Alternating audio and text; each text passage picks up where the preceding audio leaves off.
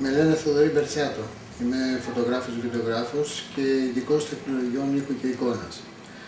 Τα τελευταία χρόνια εργάζομαι εξειδικευμένα στην παραγωγή βίντεο ως ελεύθερος επαγγελματίας, αλλά ταυτόχρονα συνεργάζομαι και με φορείς προκειμένου να τους υποστηρίξω με την τεχνογνωσία μου στην παραγωγή βίντεο.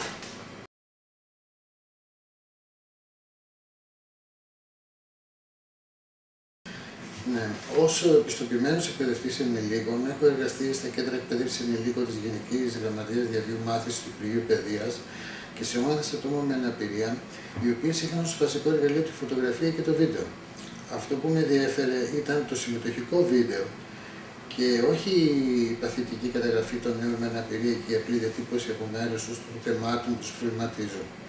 Με ενδιέφερε οι νέοι με αναπηρία να μπορούν να αισθάνονται οικοί με τη νέα τεχνολογία, ακόμη και αν αυτό θέλει περισσότερη επιμονή, αλλά και προσπάθεια.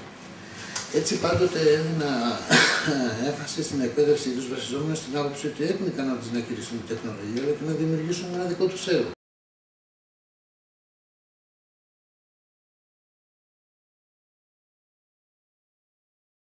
Οπωσδήποτε χρειάζεται χρόνος ώστε τα άτομα με αναπηρία να εξοικειωθούν με την τεχνολογία. Πρέπει να τους εμπιστευτούμε για να νιώσουν σιγουριά με την κάμερα στα χέρια τους, να τους δείξουμε ότι πιστεύουμε σε αυτούς και ότι μπορούν να τα καταφέρουν. Ξέρετε, πολλές φορές οι γονείς ή τα αδέλφια δείχνουν τόση δυσπιστία στις ικανότητες ενός νέου με αναπηρία, που στο τέλος και ο ίδιος δυσκολεύεται να πιστέψει ότι μπορεί να τα καταφέρει. Να καταφέρει κάτι απλό, όπως να κρατήσει σταθερά μια κάμερα και να πειραματιστεί με αυτή. Επίσης, θεωρώ σημαντικό η ομάδα να έχει κοινά χαρακτηριστικά, να μην διαφέρει πολύ το είδος της αναπηρίας. Δηλαδή, διαφορετικά θα αντιμετωπιστεί μια ομάδα που όλα τα μέλη της έχουν κινητική αναπηρία και διαφορετικά μια μεικτή ομάδα στην οποία υπάρχουν άτομα με κινητική αναπηρία και με ψυχιατρικές διαταραχές ή νοητική στέρηση. Παράδειγμα, οι νέοι που έχουν νοητική στέρηση θα χρειαστούν διαφορετικό και πιο απλοϊκό τρόπο προσέγγισης και περισσότερο χρόνο στην εξοικείωσή τους με τη χρήση της κάμερας.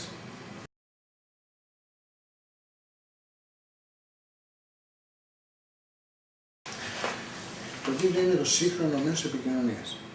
Αυτό από μόνο του το καθιστά ιδιαίτερα δημοφιλές, ιδίως στους νέους που αναζητούν συνεχώς καινοτόμους και εντυπωσιακούς τρόπους επικοινωνίας.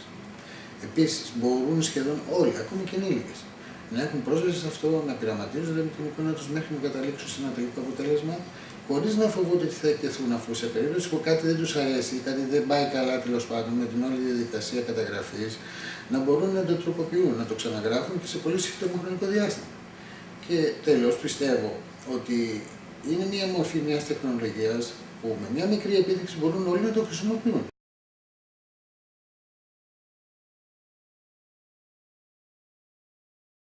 Έχει μεγάλη σημασία η ομάδα να είναι ομοιογενής, ώστε το αποτέλεσμα να είναι εξίσου καλό.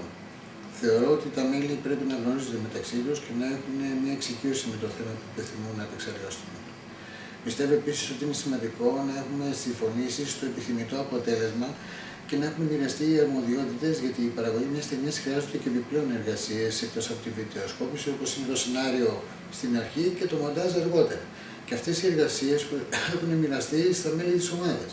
Επίσης, στην ομάδα όλα τα μέλη πρέπει να αισθάνονται ισότιμα και ο υπεύθυνος να μην τους καθοδηγεί και να τους κατευθύνει, αλλά ούτε και να τους επηρεάζει με τις δικές του αποφάσεις.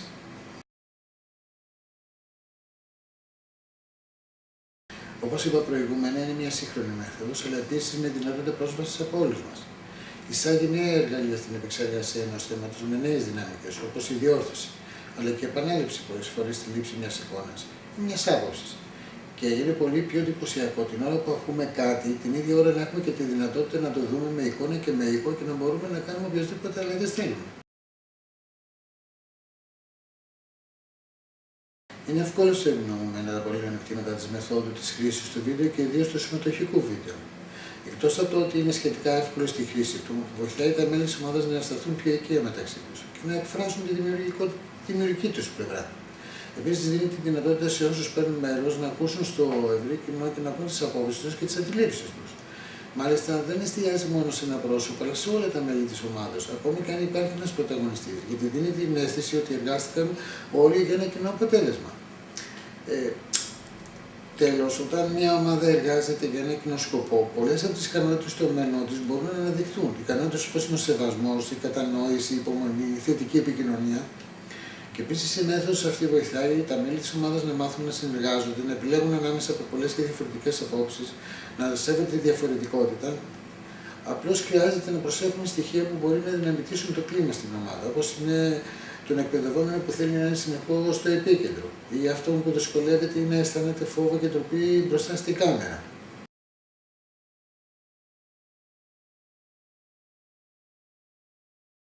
Θεωρώ το βίντεο το σύγχρονο και μοντέρνο τρόπο επικοινωνίας, ιδίως ανάμεσα στους νέους.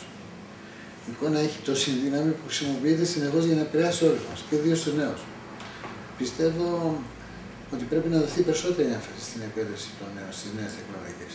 Και ακόμη ότι πρέπει το συμμετοχικό βίντεο να χρησιμοποιείται περισσότερο. Και αυτό γιατί μπορεί να άρει απόψεις και στερεότυπα που μέχρι σήμερα ισχύουν για συγκεκριμένες ομάδες πληθυσμού.